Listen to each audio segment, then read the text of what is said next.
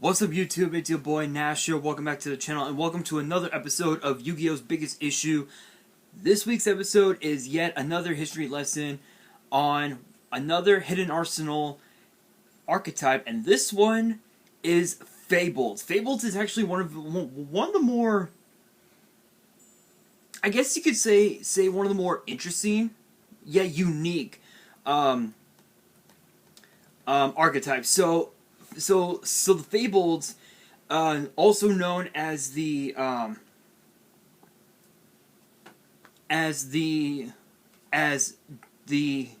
Demon Roar God, in the OCG and in some video games they're also known as Fiend Roar deities. It's an archetype based on with a bunch of light fiend monsters, with the exception of the Fabled, which I believe is one of the monsters, if I remember correctly.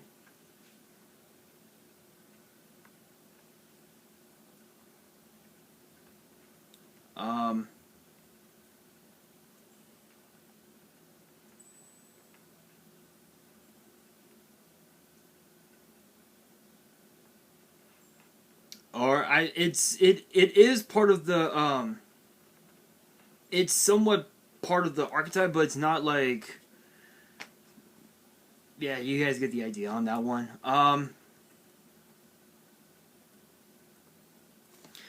Who are known as the Demon Roar God Beasts in the OCG and are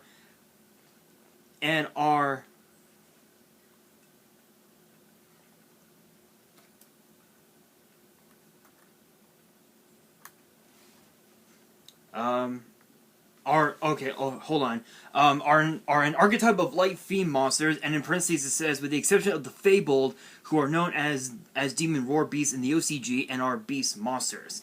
This archetype, Fabled, began in Japan as dual terminal promos in Dual Terminal Demon Roar God Revival, which I think I talked about in last week's episode.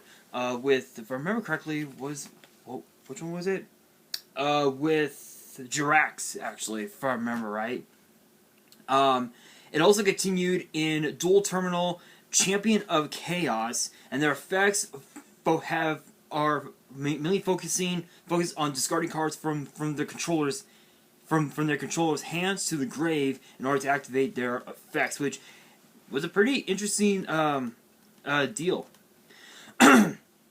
So the Fable monster. So as far as like what they're about, the Fable monsters are depicted in a manner as to display both a hollowed aspect to them and a bit of whimsy. Overall, the art is their art design is meant to give the impression of a slanted kind of twisted, meaning demonic or cynical, if you will. Every single one of them are light monsters and are believed to represent heterodoxy, which I believe, I'm actually going to look up the name.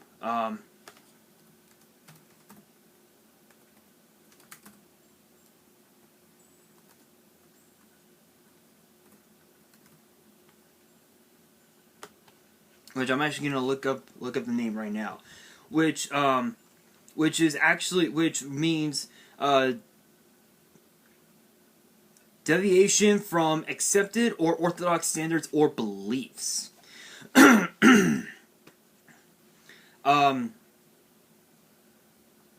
Perverse visions of light and degradation from grace and dignity. With some of the designs resembling the fallen angels from the Bible, and they all wear masks, which makes them resemble the monsters of certain Spanish legends as well. Pretty colorful, and malicious imps accompany the monsters into their background art. Like if you look at Fabled Leviathan, it's actually the big. It was actually one of the big synchro monsters from Hidden Arsenal 3, and its effect reads when this card on the field is destroyed and sent to the grave, you can select up to 3 Fabled monsters in your grave, add them to your hand. So it's basically so it's like a triple recycle, like a triple reincarnation, with the cost of this card basically. So the playing style of this archetype is very similar to the Dark World archetype, where the monsters thrive off of, where with Dark World they thrive off of effects in that discard, but unlike Dark World, all the Fabled monsters will actually do benefit of any discard, even if it was for cost. And even though there are cards like Dark World Dealings that can be used with Fabled monsters, it's always better to keep a high count of monsters in the deck, so you can use their own effects in order to special summon them and be able to go into your big synchro plays. Some of the cards that benefit from that go well with this archetype, you have cards like Tour Guide from the Underworld, which can get you Kushano from the grave to the grave as quick as possible, and it also sets up for rank 3 Xyz monsters such as Leviathan the Sea Dragon and number 17 Leviathan the Dragon. Although they do support the deck, the main focus is obviously synchros, which are Fabled Ragent, Formula Synchron, and Tech Genus TG Hyper Librarian. In order to maintain the card advantage, in order to maintain the card advantage loss by summoning those monsters. But what's cool about this is that some Fable decks can actually be versatile because of their potential to abuse the potential to abuse special summons, and to be able to just spam your board and attack attack for game. And being the fact that it's a Light Fiend archetype, there's a lot of cards that can actually support them as well. One of the big keys to a successful deck is to control the field while slowly gaining advantage for a very, very powerful finish. Beckoning Light is probably one of the best tools to use in a Fabled deck, which, funny enough, it lets you discard your Fabled monsters while getting other Fabled monsters from your graveyard. And Beckoning Light is a very interesting card because Beckoning Light says discard your entire hand. Then for each card you discarded to the grave by this effect, add a light monster from your grave to your hand. You're basically adding. So if you have 5, if you have like 5 light monsters, you're adding 5 light monsters.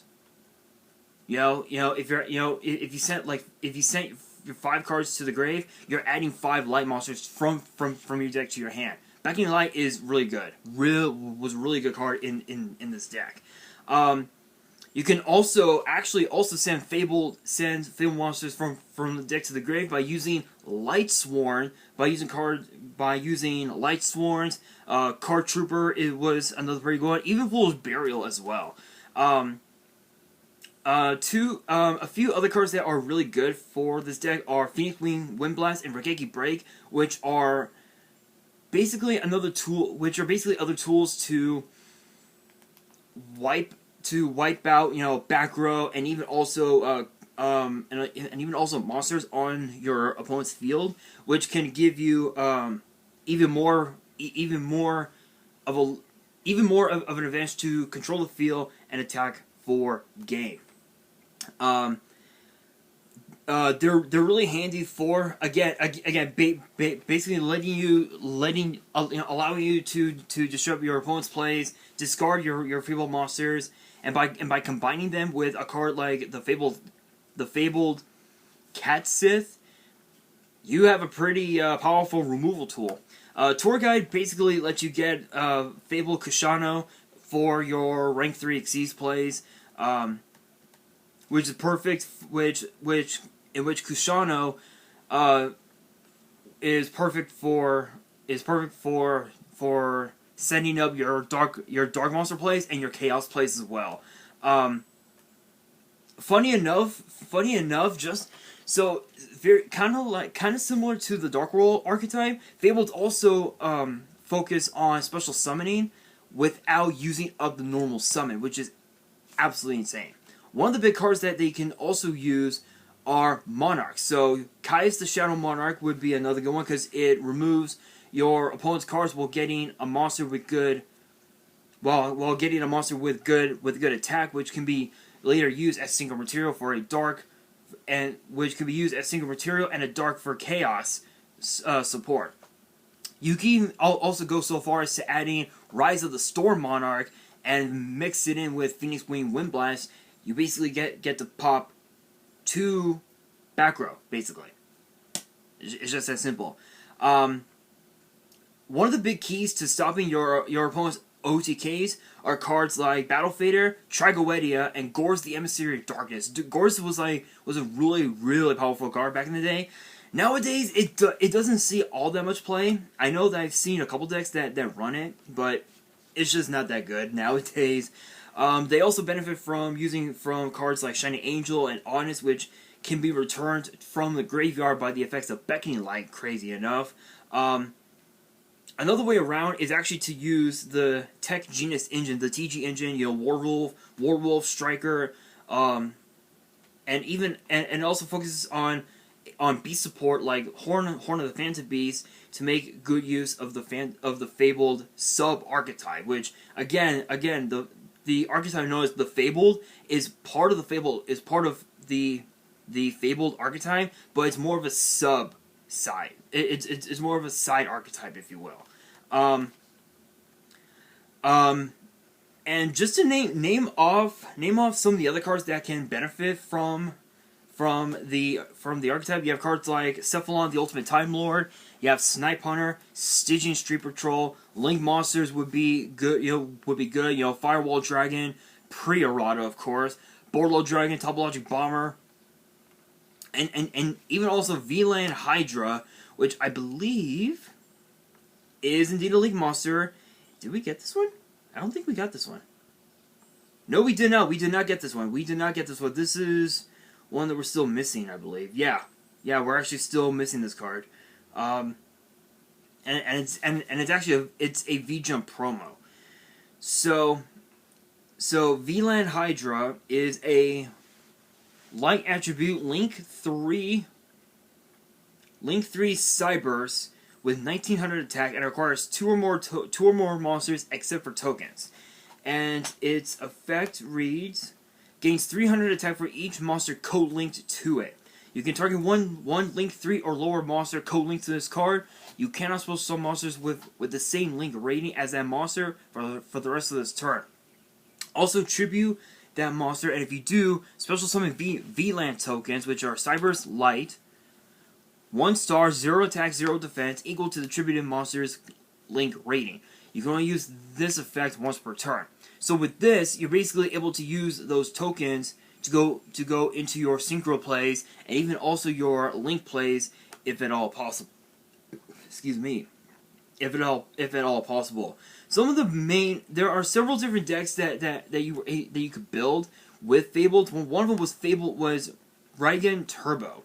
So Reigen Turbo focused on cards like the Fabled Suburl, the Fabled Chawa, and even also the Fabled Ganashia, and even also a bunch of draw cards as well, which was actually pretty good. It was really, really insane. Pretty insane. Um, some of the draw cards, some of the cards that you could use for with the turbo deck.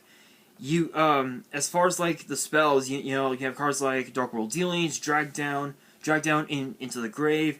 You had cards like Monster Reincarnation, Ties of the Brethren, Twin Twister, Obedient School, which was a pretty good one. Guarded Treasure, being able to just draw 2 cards right off the bat by sending your whole hand to the grave, absolutely insane. Call of the Archfiend, Dark Smog, which is actually a really good one because it's a call by the grave in trap form, which is really good. Reckless Greed was another really good one that you could use. As far as like the extra deck, you would be using cards like Fabled Leviathan, Raijin, Fabled Valkyris, Ancient Sacred Wyvern, Stardust Dragon, Shooting Quasar Dragon, Shooting Star Dragon, and of course the TG monsters. You have Blade Blaster, Halberd Cannon, and Hyper Librarian.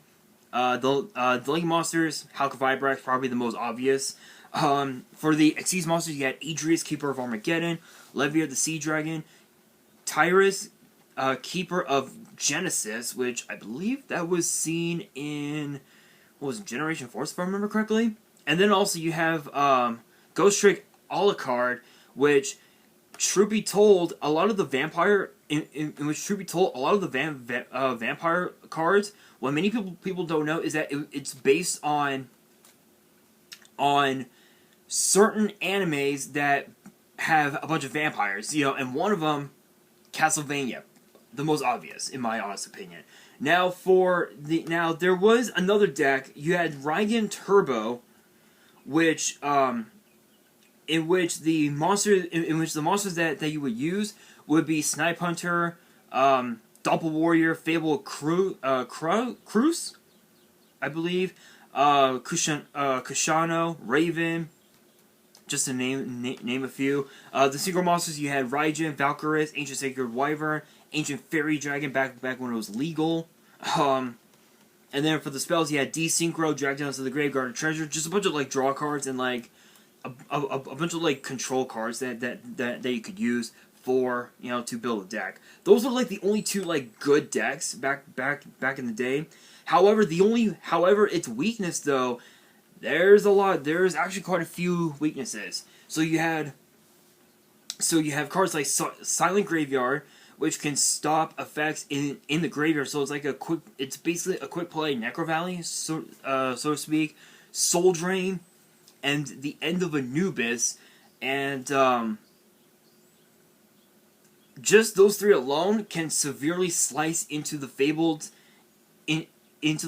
because when they're discarded, you can their effects trigger. When they're sent to the graveyard by battle, card effect, or whatever, their effects trigger, and cards like Silent Graveyard and the End of Anubis and even Soul Drain can stop them right in their tracks. And because it was a light-based archetype, cards like Light Imprisoning Mirror and the allies of Justice monsters archetype and the Quaking Mirrors could really stop the deck dead in their tracks. Tiger King Wangu deck Devastation Virus would be another pretty good one because it would stop. It would lock you with Wangu and a card like deck Devastation Virus. Devastation Virus would prevent you from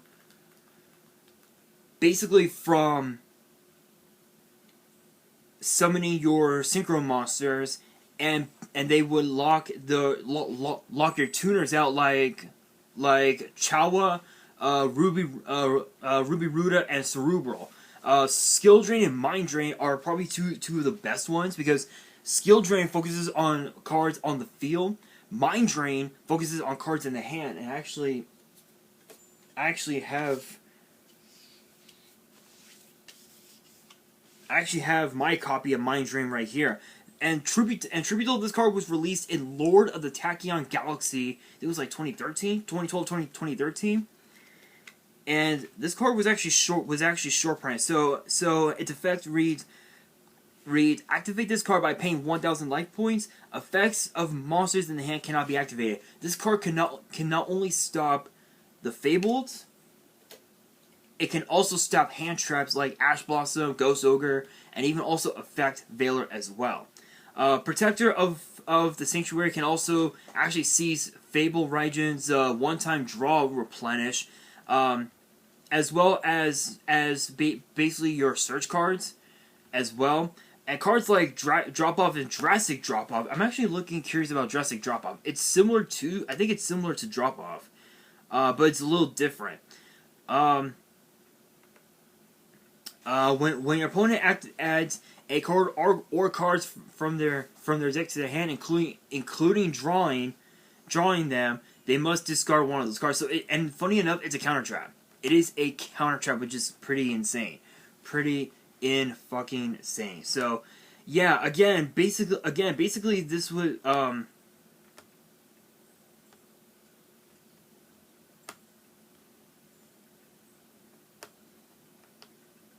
So again, Mind Drain would be another one. Drastic Drop Off. Return is another really good one. Goblin of Greed can also impede the Fables because it'll restrict them from being discarded for cost, and it makes it more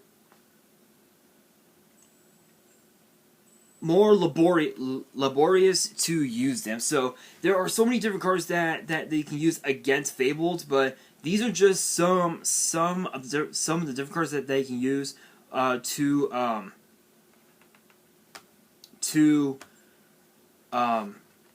stop Fables. And I'm curious if it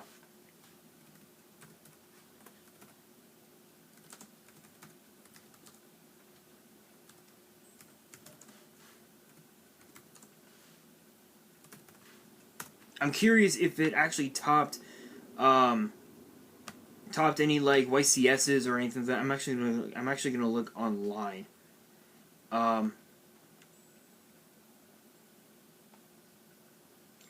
So truth be told, there was a YCS top. There was a YCS top from YCS Providence in 2011.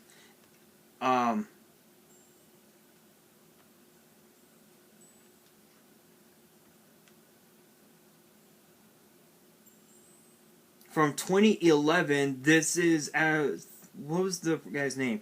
Siraj Sabirian.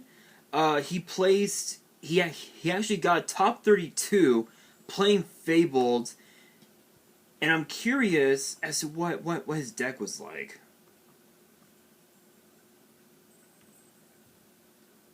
I'm actually kind of curious about his deck. So his deck. So big shout out to Siraj. Don't want to get copyrighted. You guys know how this works. The deck value, actually, funny enough, is $41.63. That's pretty crazy. But his deck consisted of Fable Grimro, Fable Cruz, Fable Kushano. 3 Fable Grimo, 2 Fable Cruz, 1 Fable Kushano, 3 Reborn Tengu, 1 Sangan, 3 Snipe Hunter, 3 the Fable Cerbero, 3 the Fable Chawa, 2 the Fable Ganashia, and 1 the Tricky. For the spells, the 1 Book of Moon, 1 Card Destruction, 1 Dark Hole, 1 Giant Trunade, 2 Instant Fusion, 1 Mind Control, 1 Monster Reborn, 2 Mystical Space Typhoon, 2 Pod of Avarice. And for the traps, you had 1 Dust Tornado, 3 Reckless Greed, 1 Solemn Judgment, and 2 Solemn Warning. I'm curious if he was running an extra deck. I don't think he was. Yeah, I don't think he was running an extra deck. I don't know why. That's kind of stupid, but that was his deck. It's interesting because it's interesting because Fabled have topped a lot of YCSs back in the day. Nowadays, you really don't see it. You really don't see Fabled anymore because of the fact that there are quite a few cards that were in the deck that ended up getting banned or limited in the end, and the deck was just dead. So right around 2012, 2013, right around like 2014, the Fabled deck just kind of went away. Excuse me, and it just didn't do so well. So the big question now is, could we see Fables come back? It is possible, but it's not likely because I know that there was another, that the last time we got Fabled support, it was in the Blazing Vortex +1 bonus pack, and the card that you would get, what was the Fabled monster? The Fabled card that we... No, I don't want that.